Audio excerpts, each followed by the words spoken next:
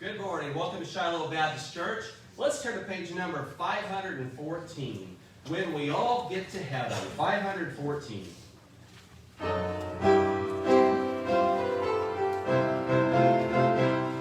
We'll sing the wondrous love of Jesus, sing His mercy and His grace. In the mansions bright and blessed, He'll prepare for us a place. When we all get to heaven, what a day of rejoicing that will be.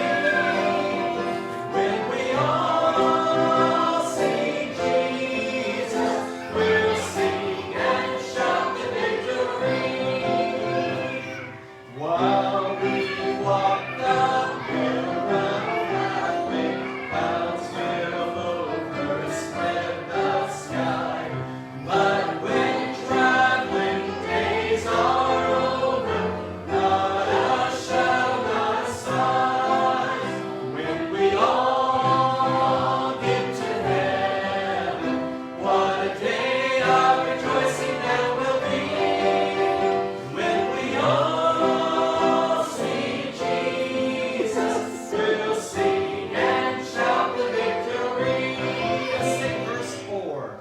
Onward to the prize before us, soon His beauty will behold, and soon the pearly gates will open, we shall tread the streets of gold. When we all get to heaven, what a day of rejoicing that will be. When we all see Jesus, we'll sing and shout the victory. All right. Brother Brad, would you come and introduce our guest speaker?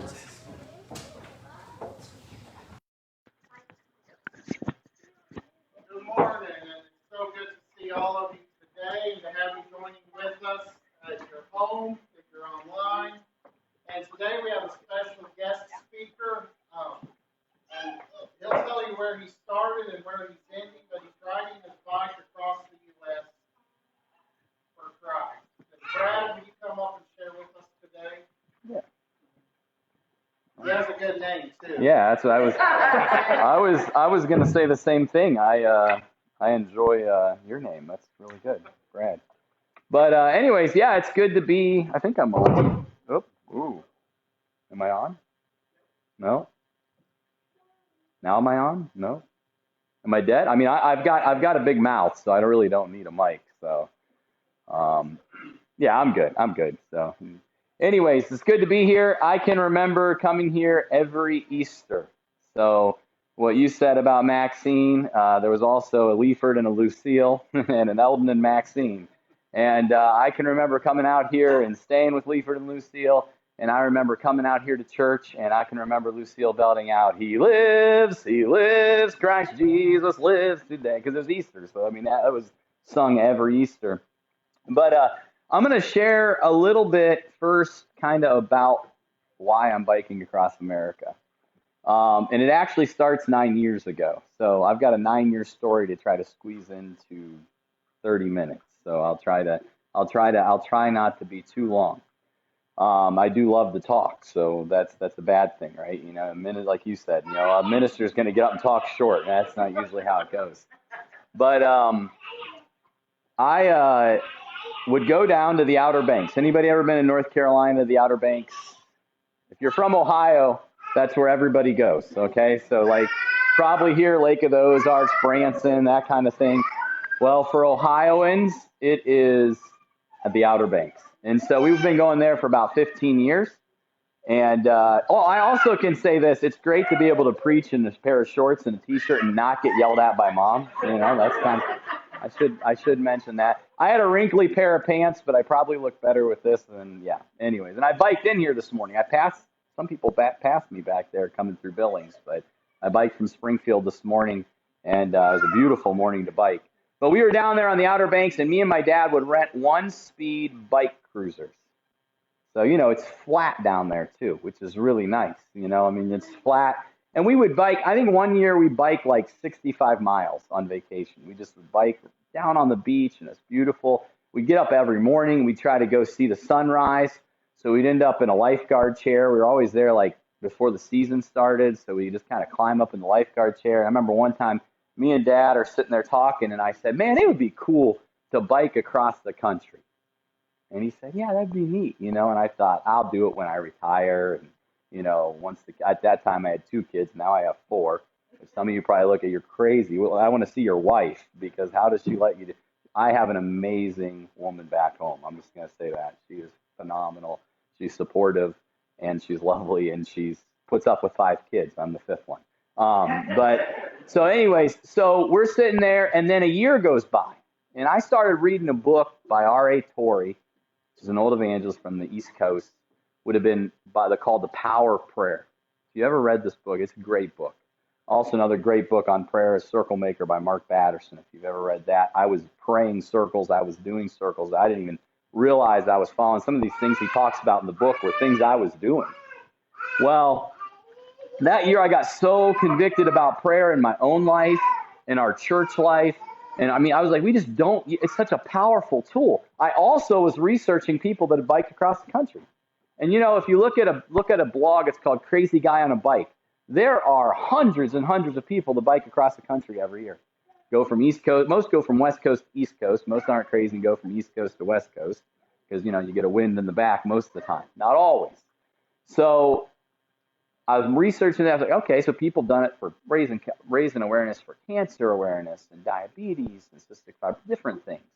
And I thought, what a cooler thing than prayer. Man, we need that in our country.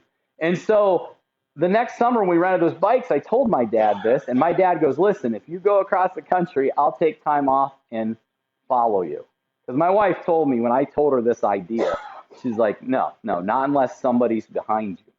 Now, 9 years later, she said my life insurance policy's high enough now that I'm okay to do it solo.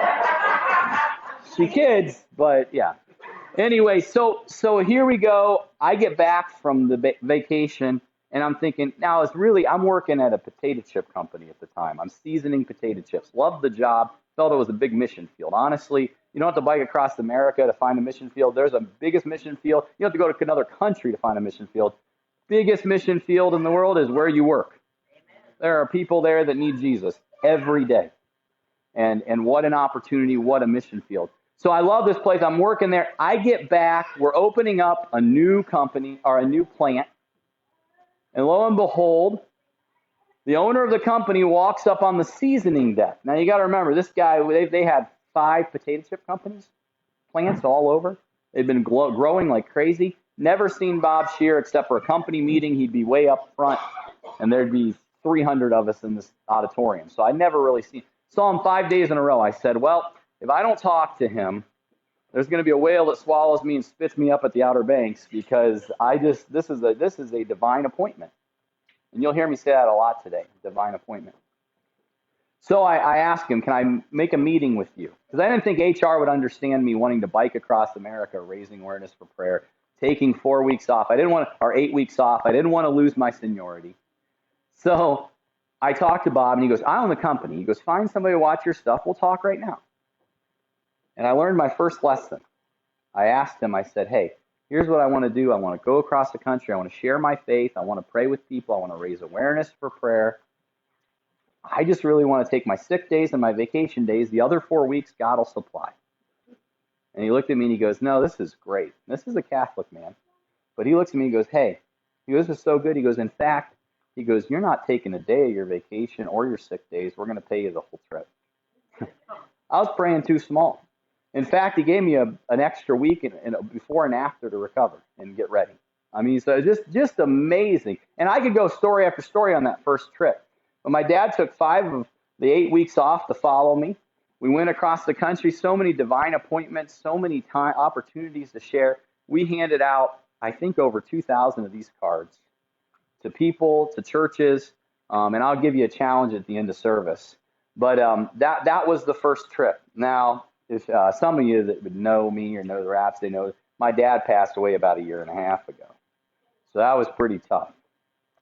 And try not to get too emotional. I got really wrecked yesterday. Like this God just wrecked me yesterday. So I think probably because I was getting ready to speak. I really do. I believe that.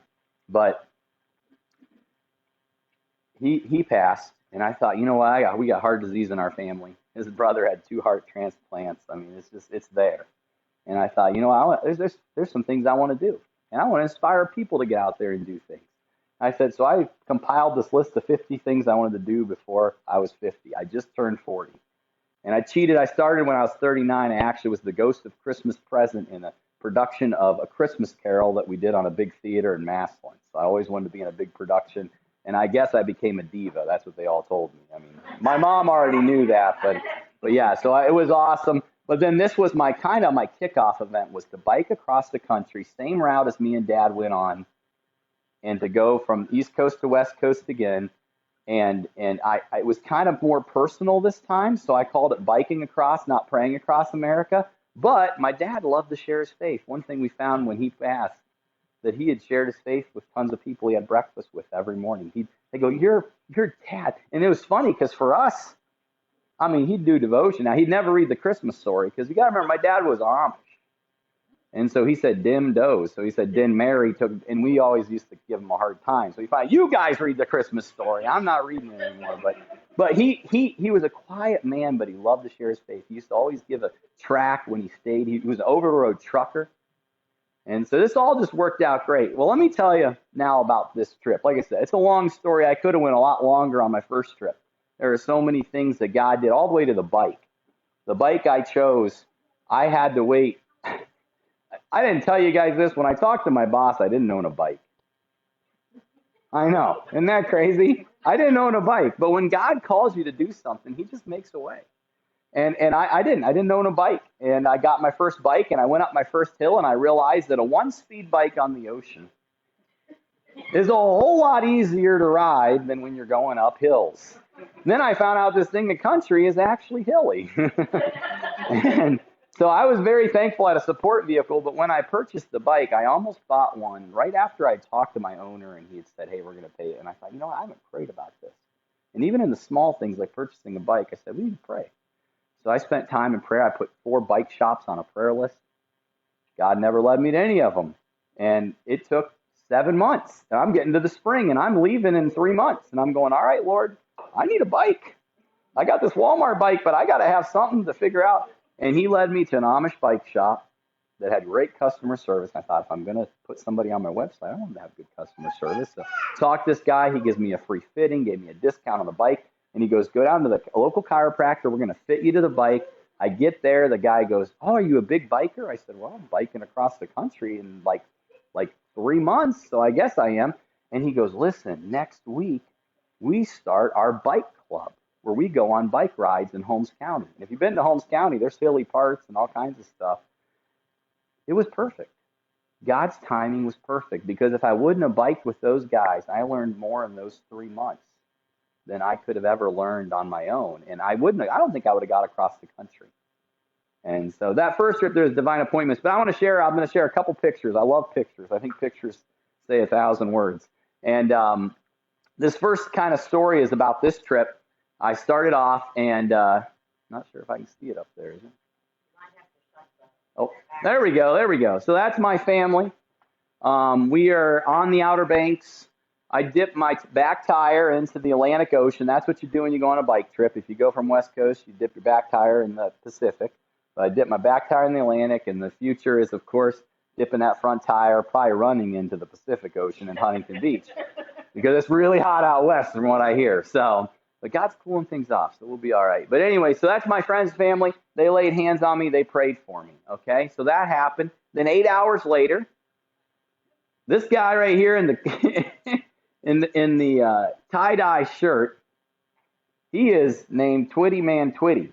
So, yeah, interesting guy.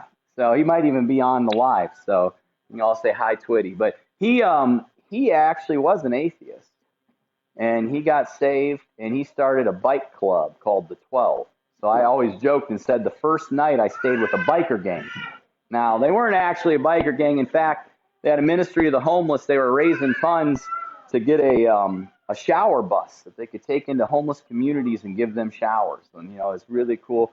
Probably wouldn't agree with everything doctrinally, me and him, but we got along well. He let us camp there.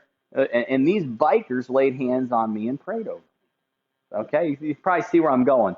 This next picture is a Methodist church. That was the pastor there. Awesome pastor, actually.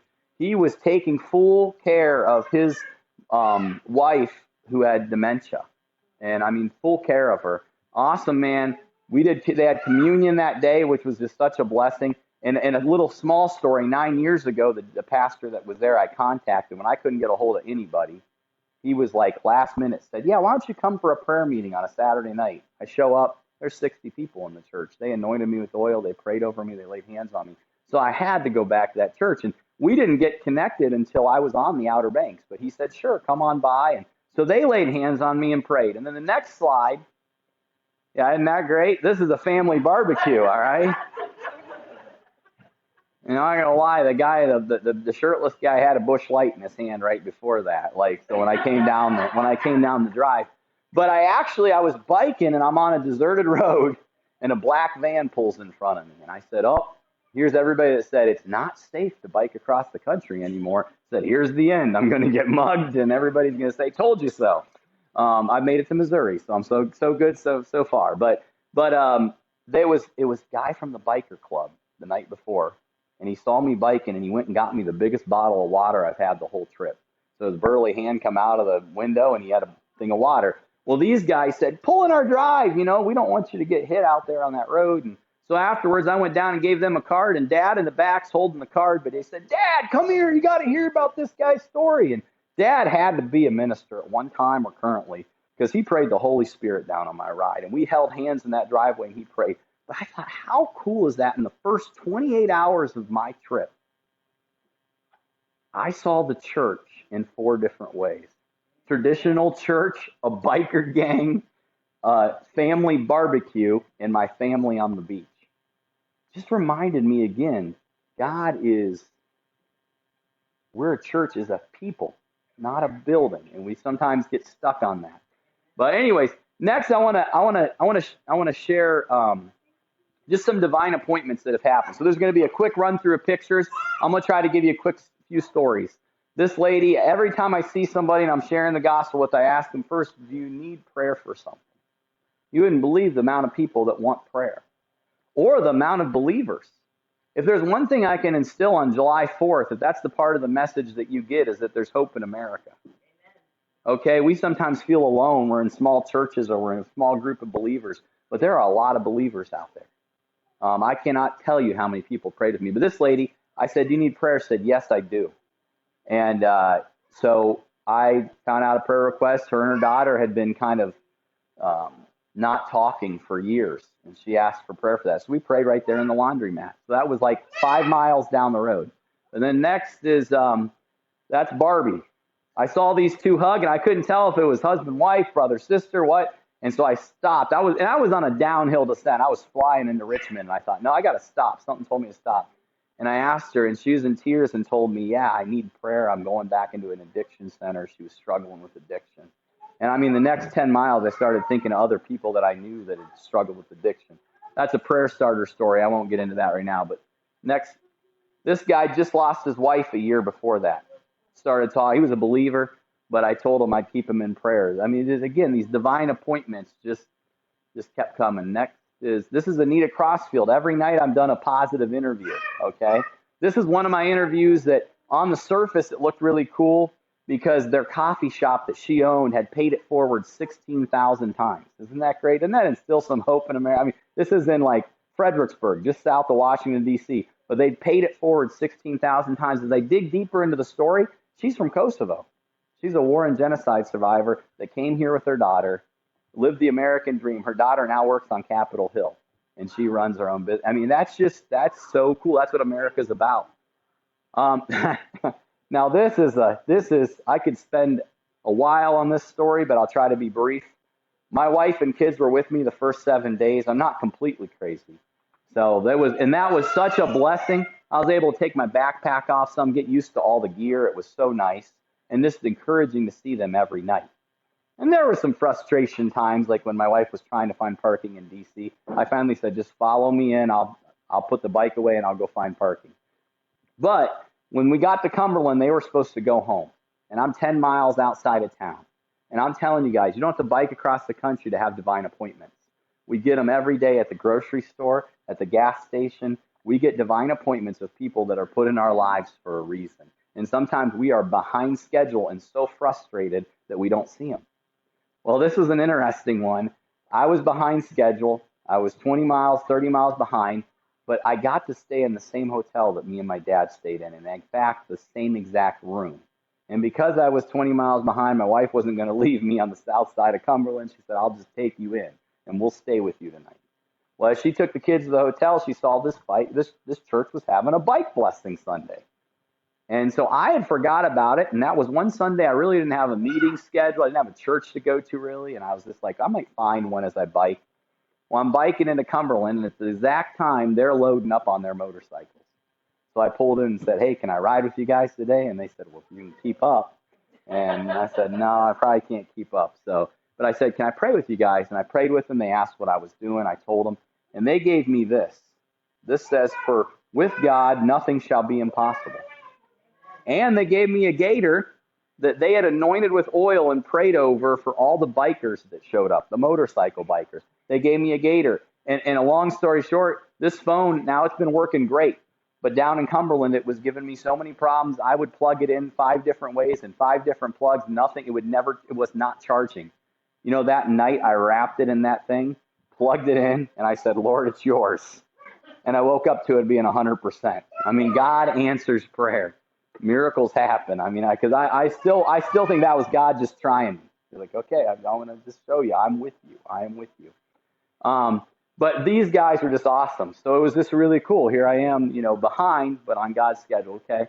And this is another funny story. That same day, I would have been on top of the hill in Frostburg taking off. But instead, I had to climb the hill that is Big Savage Mountain. And it's not, even on the rails, the trail, it's a pretty good rise. These people actually came up to a tournament that was held in our local town of Ohio. And so I actually knew these people and happened to run into them on a trail away from their home. They were on vacation. I mean, it's amazing, God's encouragement. And told you I want to instill hope in America. Meet Glade. Glade is from my hometown of Ohio. And I was biking down a road, and Glade yelled out the window of his truck as he turned, do you need some water? He said, I've told that to 2 other bikers, and they kept biking. But I was crazy enough. Oh, yeah, sure, I'll just stop by, and started talking. Next thing you know, my wife was meeting me that day for our anniversary, and we ended up sitting in his living room for about 2 hours just talking to him. He was just looking for somebody to talk to, and just an awesome guy. He'd been a volunteer fire department, but who asked them to come into my house for water anymore? So it was a cool meeting. These 2 ladies I biked with in Columbus, Ohio, for about 5 miles, telling them my story. I kind of had a sense. Do you ever feel that in the spirit that you believe somebody's a believer? I had the sense, and when we got done, they said, "Can we pray for you?" And they laid hands and prayed for healings. They prayed for just God to do amazing things. And so again, that was just awesome. This is, I'm gonna have to forgive me. I think her name's Kia, but she said her name was Cupcake. And I was crossing the river down in Dayton, Ohio, and I saw her. And I said, Faith, I said, are you a believer? And she said, certainly am. And so I ended up actually interviewing her because her story was interesting. I've worked with youth for 20 years, and so many girls think, I found this guy. I know he's rough around the edges, but I'll make it work. And that was her story. She said, finally, I had to walk out. It was the hardest thing to do. She said, but I went for years putting my faith in him, who wasn't a believer, instead of faith in the Lord. And her sister had died, and it just woke her up. But it was just a neat meeting again as I went across the country. Another guy that I was in Terre Haute, Indiana, okay? And this guy, he stops me at the end of his drive, and he says, hey, how about you're biking, aren't you, across the country? I said, yeah, I am. He goes, well, I just biked from Pittsburgh down to Cumberland. And I went, what? You biked from, I said, 2 weeks ago, I biked from Cumberland up to Pittsburgh. And so we started talking, invited me in for some water. And he said, listen, from here to St. Louis, anything happens. And this is Terre Haute, Indiana, so the whole state. He said, I'll come and pick you up. Again, just there's hope out there, guys. This guy, have anybody ever been to Casey, Illinois? It's on 40. If you're ever going east, stop in Casey. It's not this man. This man told me the story. But the guy in town, 9 years ago, I went through Casey on my first trip, never remember the town. This time I go into town and there's a giant rocking chair in the town. And there are people everywhere. His wife started a business. They couldn't get people to come off of Route 70 to come in and see the town and see this business. He started building big things. So it's little town, big things, but every big thing has a verse on it. And it is an amazing story. The town is booming. It's just, again, that hope in America still. Like there's just, so this guy told me the whole story. It was really cool. And this guy actually had fallen away from the faith. When he came back to town, this guy actually, he went back into, now everything in his store, he donates 25% to the local youth group. And this was really cool. This is an interesting story. I was way behind when I came into Missouri, about 89 miles behind. And I thought, you know what, there's a reason for it. I biked with him and his wife for about 27 miles. They're a Muslim couple. And I was able to just share my faith and talk with them. And it just, I know, get divine appointments as we go across the country. I don't know if I have any more. Do I have another? Yep, there's my blog. But I want to end with this. I just want to give you guys a couple things. Let me pull up my notes here. I never want to end without some verses. And I'm here. Somebody want to hand these out. I want you. Yeah, you can too, Theo. All right. If you want to take each one of you take one of those. Here's what I want you to do. I want you to take that card and I want you to pray for me and my family, especially more my family, because they're missing me. In fact, my 4-year-old, she's the one that's in the biggest denial. She was like the first week, she said, okay, I'll see you tonight when they left me after the first week. I'll see you tonight and cuddle me. I said, no, I'm not going to see you till Wednesday. I said, that's when I'll get back to Ohio. And she goes, nope, I'll see you tonight. And then I got a FaceTime call on my wife's phone. Not her phone. My 4-year-old doesn't have a phone. She thinks she owns all the phones in the house, but no, she doesn't have a phone. So she called and said, where are you? But other than that, it's actually inspired adventure in my kids. My son actually wants to hike some of the Allegheny next year. My daughter would like to do some bike trails with me. So it's inspired some adventure in them, which is awesome. But these cards, I want you to pray over them, but I also want you to pray over somebody that doesn't know Jesus. Because this is a great way to share your faith with somebody. Because what a better way than to say, hey, this crazy guy on a bike is biking across the country. Here's some of the reasons why. And so you can share that with somebody. And so I'd like that because here's a verse. I'm sure you've heard Romans 10:13, for whosoever shall call upon the name of the Lord shall be saved. But that verse continues to say, how then shall they call on him in whom they have not believed? And how shall they believe in him in whom they've not heard? And how shall they hear without a preacher? And how shall they preach except they be sent? As it is written, how beautiful are the feet of them that preach the gospel of peace and bring glad tidings of good things. Guys, it's beautiful when we can share our faith. Don't hold on to it. And like I said, giving you an opportunity, you could say, hey, this crazy guy on a bike, here's some reasons why. That takes them right to a website where I'm sharing my testimony. And if you flip it over and see the back, there's the Gospels there. I love when I see somebody flip it over and go, oh, yeah, this is good, But then I see other people look it over and they're like, they don't have any understanding of what it means to be a Christian. So I give you that, and then lastly, I close with this. I'm biking into Springfield yesterday, and my first trip, didn't listen to any music. I didn't share that story. My first trip was a threefold purpose. Share the gospel, which we handed out 2,000 of those cards, so I guess you could say check, and cause awareness for prayer, raise more awareness for prayer. You would not believe the first trip I had about 150 people praying for me on Facebook, friends and family and different people I met. In fact, if you want to, you can find me on Facebook. I'll add you to the group. I've got people praying over each day specifically. And then I asked them too, what can I pray for you about? But this time there's about 250 people that are praying for me. And honestly, I feel those prayers.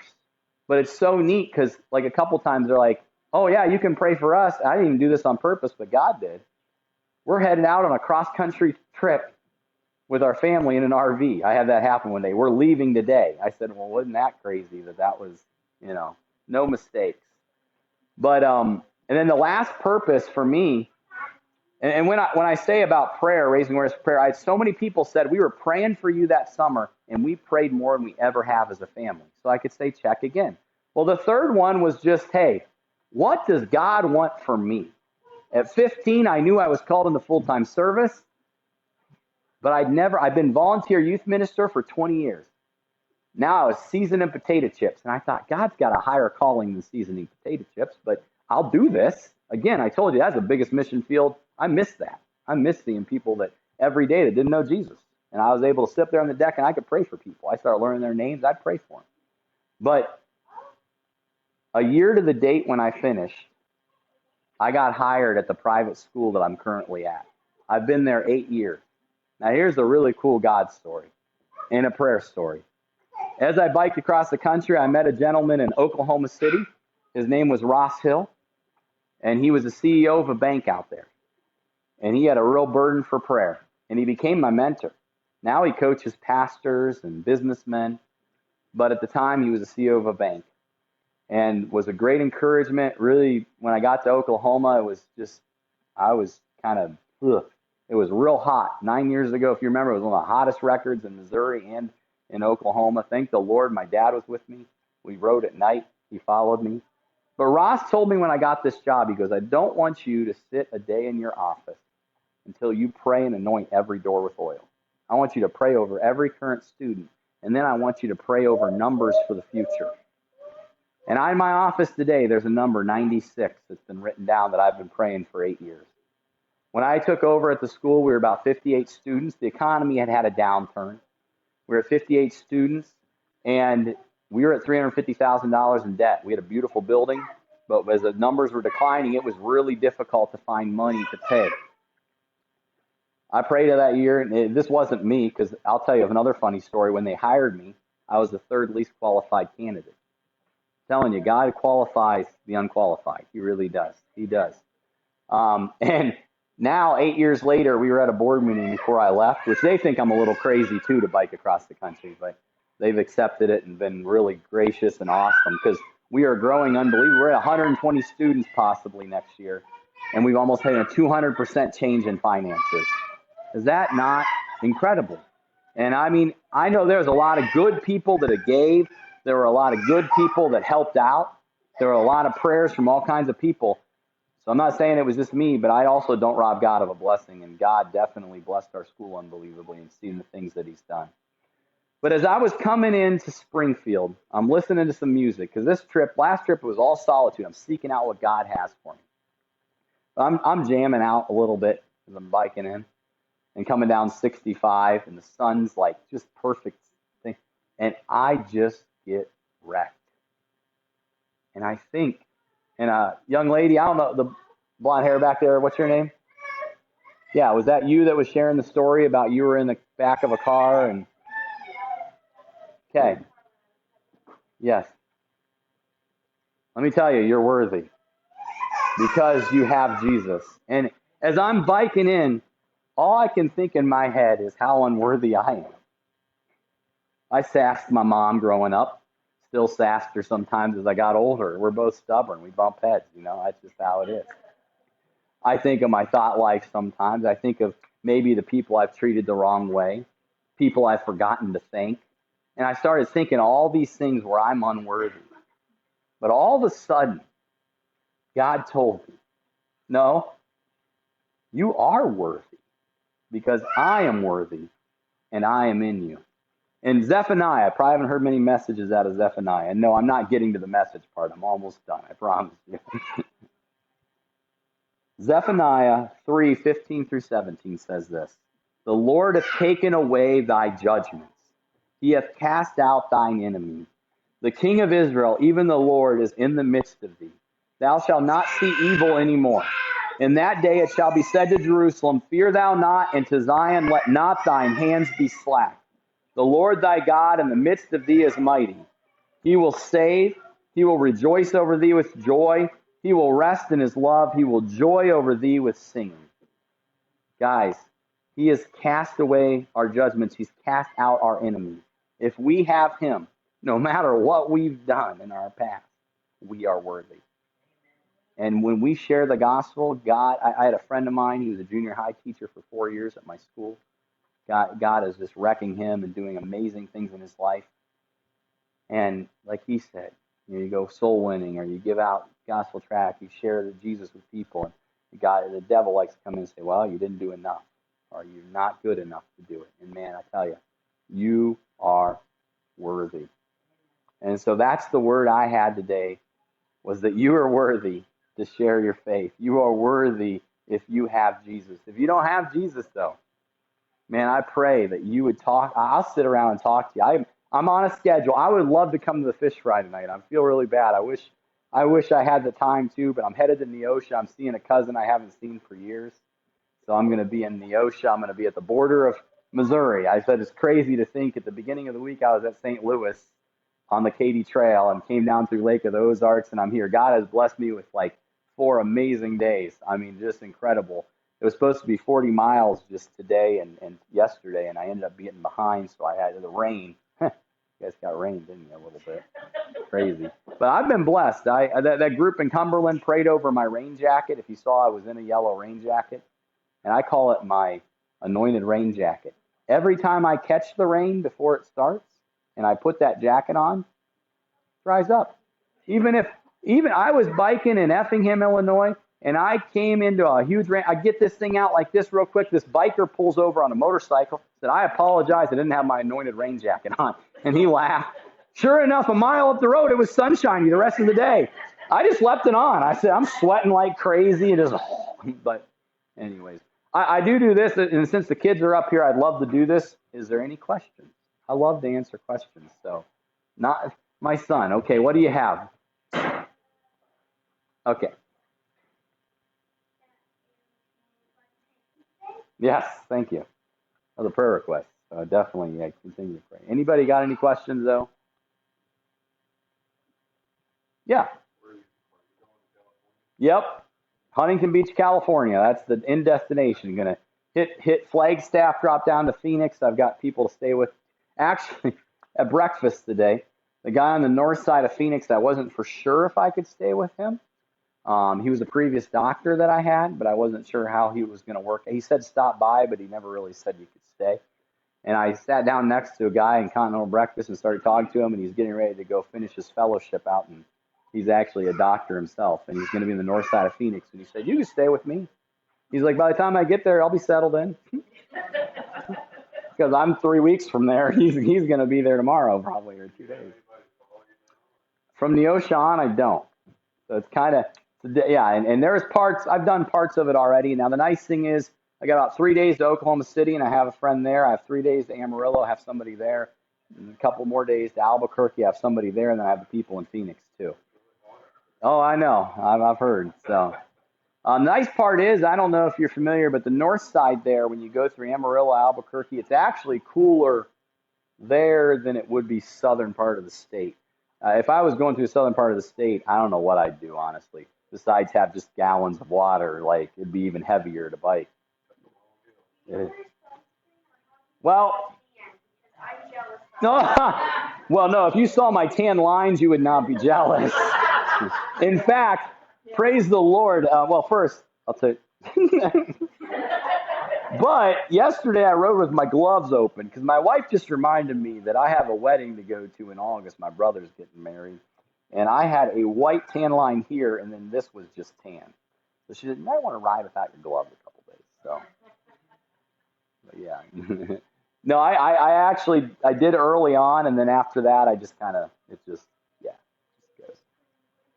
Anything else? Yeah. You just wanted to raise your hand, didn't you? I was like that too. I love raising. Well, hey guys, I appreciate the time. Yeah. Oh, I don't remember. July 30. No, it's July. It's the end of July.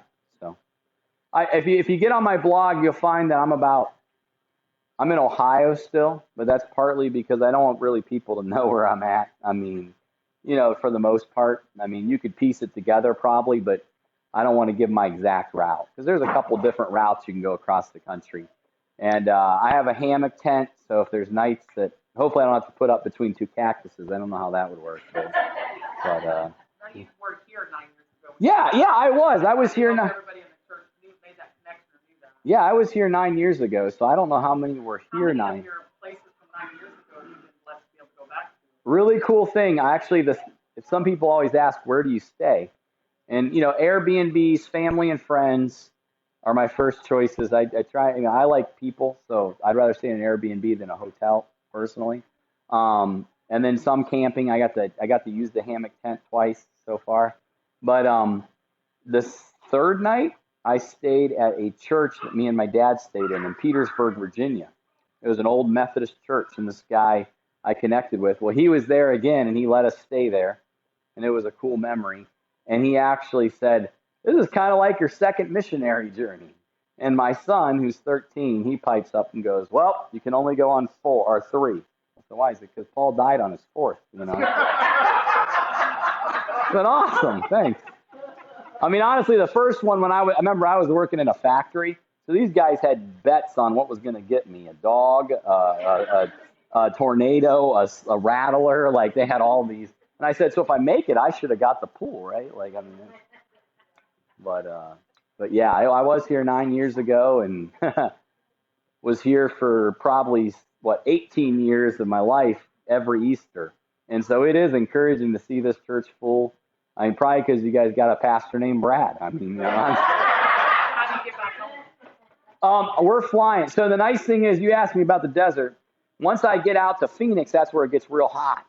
And the nice thing is, my wife and family are going to fly into Vegas, and they're going to come down. And my wife, my mother-in-law, and my kids, and they're going to get me across the desert there. When you get to Quartzsite out there on Route 10, I believe it is, there is about 120 miles of nothing. So you either have to take gallons of water, and a lot of times you miscalculate that because you're not used to how quick. Yeah. And so they're going to actually go with me across the desert. So they'll drive over to Riverside, and then my wife will come back and kind of stay with me as I go across that part of the desert. Last time I went across 62, which was a real small part, and I remember midday my dad got out of the car in his slippers, and the road burned a hole through his slippers. It was so hot. And the cows were in the shade. I said, okay, this is time to get to 29 Palms. And, I shared that with the youth in there. Or I think, I shared that with you guys that, that on that trip, my first time, I asked God, keep me humble. And probably 2 days in, I found out a guy was going from Alaska to Florida in 30 days. So that humbled me real quick. So I'm like, this guy's going a lot more miles and through crazy terrain, and he's doing it in 30 days, But then when we got to California, my dad was making me a peanut butter sandwich there in the desert. I was riding at night, and he just didn't get the latch on the bike rack. And as we're driving back into 29 Palms, and we were going to get an early start in the morning, it was about 4 in the morning, the bikes fell. Like that thing went out. And thank the Lord the pin wasn't an attached pin. Thank the Lord we found the pin. Because, we're in the middle of the desert at 3 or 4 in the morning. But it ruined my bikes. And I was the most defeated person. There's probably a Facebook video that I should delete, but I keep it there for a memory because I was video, and I don't think they had Facebook Live then. And I remember saying, "Oh, it's over. I'm 2 days away from finishing." And I woke up to the most encouraging emails and messages saying, "We'll send you money, get a bike, finish the trip." And I remember it was really cool. The story I told them is, even the world understands, or they realize there's something out there. They don't like to say it, but they use words like karma. We don't believe in karma, but like God does reward those that care. And I had a lady in our church that had told me that she was going to send some money for a bike, never did. About a year later, she said, "Hey, did you ever get your bike fixed?" And I said, "No." And she said, "Well, get it fixed. I'll pay for it." So it's like $1,200 or something like that. I don't care. They paid for it. Long story short, 9 years later, getting ready to go back on this trip, and it just was already a friendly reminder. We were cleaning up the pool, and there was a envelope in a bag of $1,000 cash. And I thought, what in the world? My kids were like, let's get something. I said, no, we're going to find out who it was. Called my sister-in-law, it wasn't her. Thinking about all these people, and all of a sudden I went, Mrs. Marino swam. This is my mom's friend. And this was the lady that actually paid to repair my bike. And I call her up and I said, are you missing $1,000? She went, oh my word, are you serious? They run a car dealership. They run in a lot of cash, and she had lost that in the middle of summer.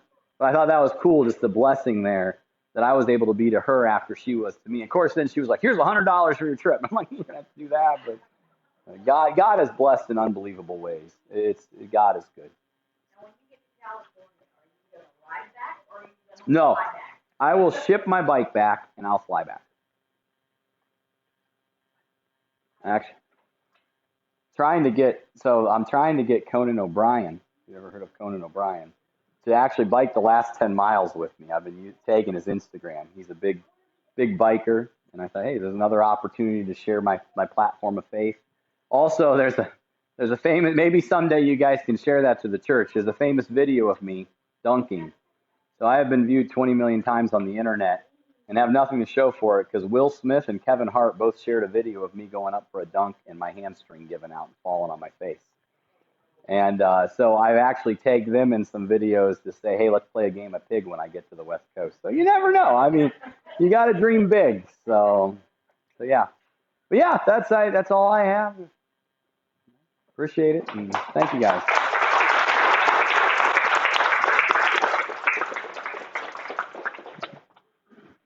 Thank you so much, Brad, for sharing with us today. When we think about divine appointment, we oftentimes probably miss it.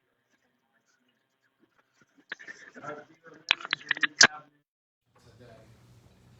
So would you stand with me? And Doug, do you have a song picked out?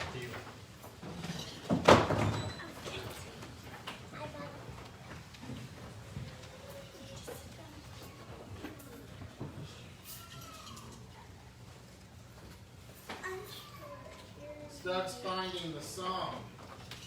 You know, the time of invitation is really for many things. The first is to come to know, ask Jesus Christ to be your Lord and Savior. Maybe you've already done that and there's something you need to give up to the Lord. Maybe it's a habit, an addiction, a fear, anger, hatred. You can come to God's altar and lay that down too. Whatever it is, maybe you have a name of someone that you want God to work on, that you want them to know Jesus in a very real way. Whatever it is, let us go to the Lord in song. What song do you have? 132. 132.